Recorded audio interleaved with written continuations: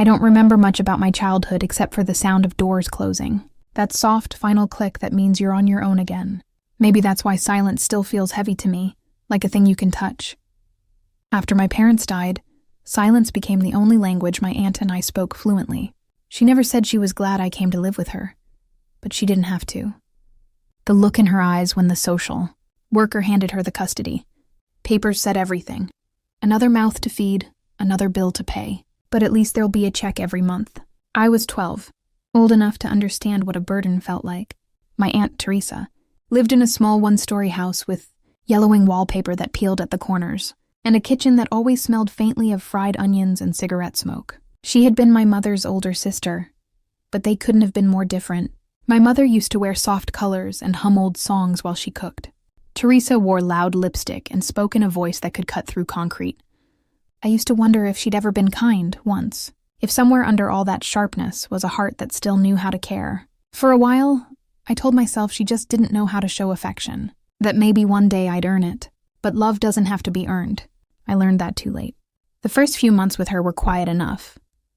She gave me chores, strict curfews, and a thin mattress in the storage room that smelled like dust and mothballs. The walls were covered with boxes labeled bills, old clothes, junk. She said I could sleep there until she made space in the guest room, but the guest room remained spotless and empty for the next 6 years. School was my only escape. I wasn't popular, but I had a few teachers who noticed my grades and encouraged me. I loved learning, loved how, in a book, you could leave your life behind and live 1,000 others. Math made sense to me, science made me curious, and English made me dream. Every A I earned felt like a step closer to the door that might finally open. My aunt, though, didn't care much for school. She'd say things like, "Books won't feed you," or "No one ever paid me to read." She believed in work, real work, like scrubbing, floors, packing boxes, standing behind a counter for hours. That was what life was to her, survival, not success. Still, I studied quietly. I learned to do my homework at night, after my chores. Sometimes she'd fall asleep on the couch with the TV still flickering, and I'd sit by the window, my books spread out across my lap, the moonlight just enough to see the ink on the page. Those were the moments I felt alive, hidden, safe. When I turned 16, she started making me work weekends at the convenience store her friend owned. "If you're gonna live under my roof, you're gonna contribute," she said. The pay was barely enough for bus fare, but she kept every dollar saying she'd save it for me. I never saw that money again. Still, I didn't complain. I learned to swallow anger like it was medicine, burning on the way down, but necessary to survive. By 17, I was top of my class. I started applying for scholarships quietly, using the school computer lab when I could. My guidance counselor, Mrs. Hart, helped me with the essays. "You're going to make it out, kid," she told me one afternoon. "You've got something most people don't, fire and focus. Don't let anyone put that out."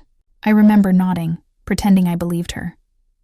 Because how do you tell someone you live with a woman who reminds you daily that you're worthless? Then came the letter.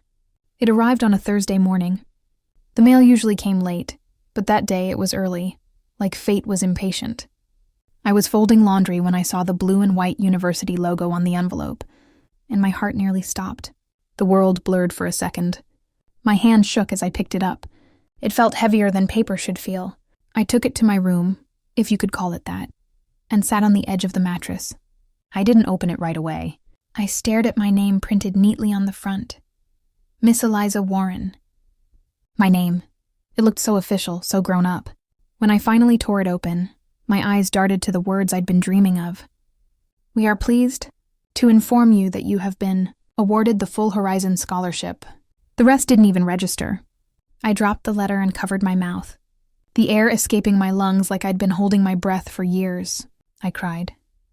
Not soft tears, but the kind that come from somewhere deep, where hope and pain have been mixing for too long. For the first time, I wasn't just surviving. I had won. That night, I couldn't sleep. I kept rereading the letter, memorizing every word. It wasn't just about money. It was freedom. Tuition, accommodation, meals, all covered. A new life, hundreds of miles away. No more small-town gossip. No more cleaning floors until my hands bled. No more of her. I hid the letter under my mattress, wrapped in an old sweater, and fell asleep smiling for the first time in years. But morning came with a cruel kind of quiet. I woke up to the sound of drawers being opened and shut. I found my aunt standing in the doorway, holding a handful of my school papers. "What's this?" she asked, waving one of them in my face. "You planning something?" My throat tightened. "It's just homework." She looked at me, eyes narrowed, then smirked. "You better not be wasting time on nonsense. You got chores." She left, but something in her tone made me uneasy. I waited until she went outside to smoke before checking under my mattress. The letter was still there. I told myself I was being paranoid. But that night, when I came home from my shift at the store, the room felt different. The boxes had been moved, the mattress slightly crooked, and when I reached for the sweater, the letter was gone. I remember nodding, pretending I believed her. Because how do you tell someone you live with a woman who reminds you daily that you're worthless? Then came the letter. It arrived on a Thursday morning. The mail usually came late, but that day it was early, like fate was impatient. I was folding laundry when I saw the blue and white university logo on the envelope, and my heart nearly stopped. The world blurred for a second. My hand shook as I picked it up. It felt heavier than paper should feel.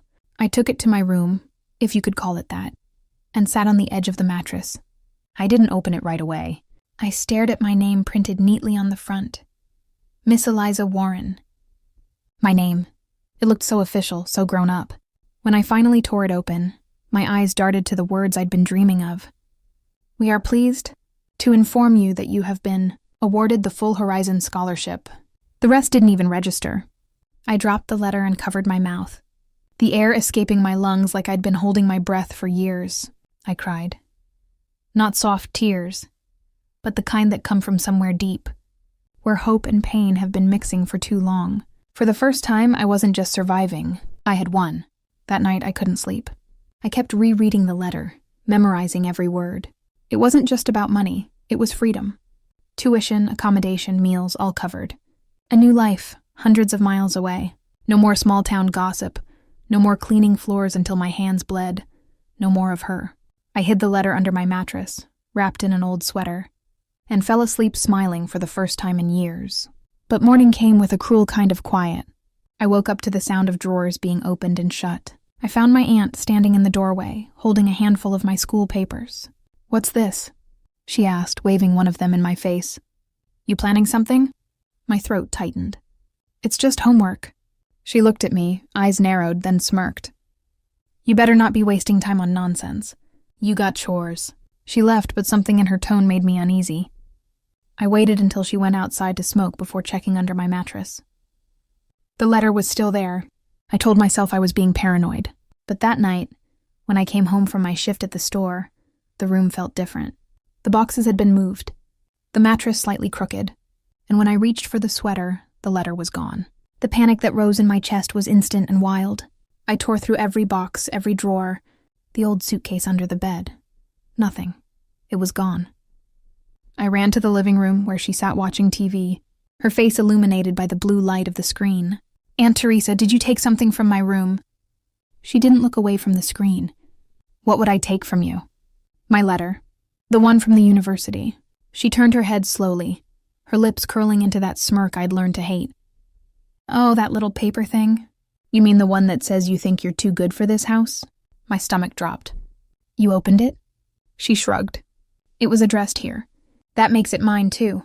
I felt my heart shatter quietly. "That scholarship, it's everything. She cut me off. "You think you're just gonna leave? After all I've done for you, all she'd done." The words echoed like poison. That night, I sat on the cold floor of my room, staring at the spot where the letter used to be. I thought about every moment I'd spent believing that if I worked hard enough, if I stayed quiet enough, life would finally reward me. But life doesn't reward the obedient. It rewards the cunning. And that was the night something inside me shifted. If she wanted to steal my future, I'd make her choke on it first. And that's where it began. The plan. The silence. The slow, deliberate revenge. Because sometimes the quietest voices carry the loudest storms. That night, I didn't sleep. The house made its usual noises. The hum of the refrigerator. The faint ticking of the wall clock. The creak of the floorboards when the wind pressed against the siding. But it all felt different, louder, heavier, like the house itself was holding its breath. I sat by the window, staring at the faint reflection of my own face in the glass. My eyes looked tired, older than 17. I'd spent years learning how to disappear, how to be small and silent so she wouldn't have a reason to notice me. But now, I realized that being invisible had cost me everything. When the sun began to rise, I decided that if she was going to steal from me, she'd have to believe she'd won, for now. The next morning, she acted like nothing had happened. She made her coffee, 2 spoonfuls of sugar, 1 of powdered creamer, and hummed off key to a radio commercial. I watched her from the kitchen doorway, every muscle in my body tight. "Good morning," she said, not even looking at me. "Morning," I managed to say back. "Take out the trash and don't forget the store opens early today. You're working a double shift," I wanted to scream. Instead, I took the trash bag, tied it neatly, and stepped outside into the cold. The air smelled like wet pavement and last night's rain. My chest ached with the weight of everything I couldn't say. When I came back inside, she was on the phone. Her voice dropped to a whisper when she saw me. I could only catch fragments. "Yeah, scholarship. No, she doesn't know yet. Yeah, I'll handle it." I froze in the doorway. That was when I realized she wasn't just keeping the letter. She was trying to take the money. The Horizon Scholarship wasn't a simple acceptance. It came with a fund transfer, a series of verification steps, and a guardian consent form since I was still a minor. All she needed to do was claim she was acting on my behalf, and the school would release the initial payment for housing and setup, costs. She must have read every detail of that letter. That morning I didn't eat. I walked to school on autopilot, my thoughts spinning like a hurricane. By the time I reached the gate, I had already decided what to do. Mrs. Hart was standing near the front office when she saw me. "Eliza, honey, did you get your letter?" "I've been waiting to hear." I forced a smile. "Yes, I got it." Her face lit up. "That's wonderful. So what's next?" "We'll need to coordinate your travel papers, your ID verification." I hesitated. Then I told her everything. At first, she didn't say anything. Then she sighed and placed a gentle hand on my shoulder. "You did the right thing by telling me. Don't worry, we'll handle this the right way. But there's no such thing as the right way when you're up against someone like my aunt. She didn't play fair, and she didn't lose gracefully." That evening, when I came home, I found her sitting at the kitchen table with a stack of papers spread. Out in front of her, my papers, my report cards, school IDs, even my social security card she'd kept safe in her drawer. "What are you doing?" I asked, my voice trembling despite my best effort to sound calm. "Handling business," she said without looking up. "You've got no idea how this stuff works. You'd just screw it up. It's my scholarship." She chuckled, that dry, mocking sound I'd heard 1,000 times. "Oh, please. You think they picked you out of pity? You'll never survive out there without me. I'm doing you a favor." A favor? That word echoed in my skull long after she left the room. I went back to my small corner of the house and sat in the dark. I realized then that the only thing scarier than being powerless was knowing someone else enjoyed keeping you that way. She wasn't just cruel. She was clever. She knew that no one would believe a 17-year-old girl over her guardian. She'd built her reputation as a hard-working woman who took in her poor orphaned niece. I'd seen how people looked at her in town, respectful, sympathetic. They didn't see the things she did when no one was watching. For years, she'd told me I was ungrateful, that everything I had came from her. And now, she was using that same lie to steal the one thing I had earned entirely on my own. I couldn't fight her in the open, not yet, but I could make her underestimate me. Over the next week, I pretended to go along with everything. I worked my shifts, did my chores, smiled when she made her sarcastic jokes about college girls. At night, I snuck into her office, a small desk cluttered with bills and cigarette ashes, and memorized everything she was doing. She had already called the scholarship board twice. I saw the numbers on her phone. I saw the fake email she had created, one that used my name but went directly to her inbox. I wanted to destroy everything right then and there, but rage without timing is just noise. So I stayed quiet. I studied her patterns. The times she left the house, the passwords she used, the lies she told on the phone. Every detail became a weapon I was storing for later. She thought I was still that scared little girl who scrubbed floors and whispered apologies.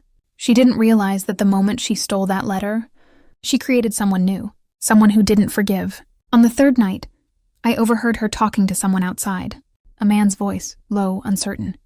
"Are you sure this is legal?" he asked. She laughed softly. "Legal enough. The money's for her housing. Once it's in my account, it's all the same." That was the first time I realized she wasn't doing this alone. She had help, someone on the inside, maybe a contact at the local community board or the scholarship liaison. I didn't know who yet, but it didn't matter. The more I listened, the more the fear drained out of me, replaced by something colder. Determination. The next morning, I went to school early. I found Mrs. Hart again and told her what I'd overheard.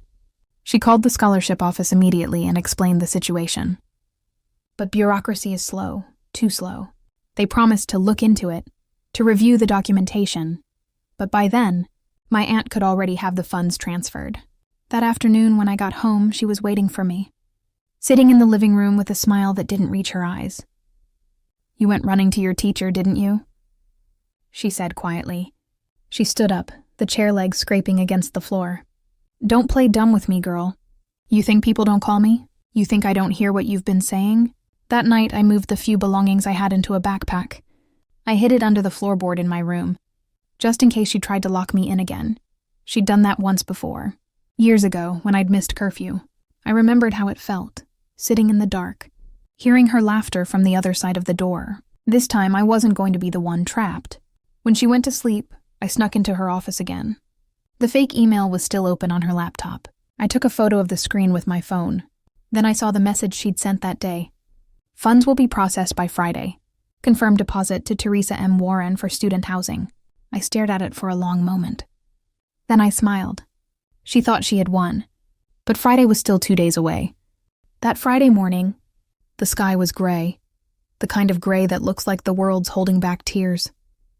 My aunt left early, saying she had bank business. I watched her car disappear down the road, then sat at her desk. The fake email still glowed on the screen, waiting. I typed one short reply to the scholarship board from her account. "Thank you for confirming. Please redirect all future correspondence to the student's personal address. She will handle everything from now on." Then I printed a new letter, and one that looked almost identical to the original acceptance form, except this time it was addressed directly to her. I folded it neatly, sealed it, and left it on the kitchen table where she couldn't miss it. When she came home hours later, I heard her heels click across the linoleum. The envelope tore open. Then silence. Inside, in bold black ink, it read, "Dear Teresa Warren, we appreciate your involvement. Unfortunately, the Horizon Scholarship recognizes only the student as beneficiary. Funds have been released to Miss Eliza Warren's account. Thank you for your cooperation." She didn't know that I'd already met with the board in person 2 days before, that they'd seen the emails, the fake signatures, and everything she tried to steal. From my room, I heard her whisper my name. Not in anger this time, but disbelief. I smiled into the dark. For the first time in my life, the silence in that house finally belonged to me.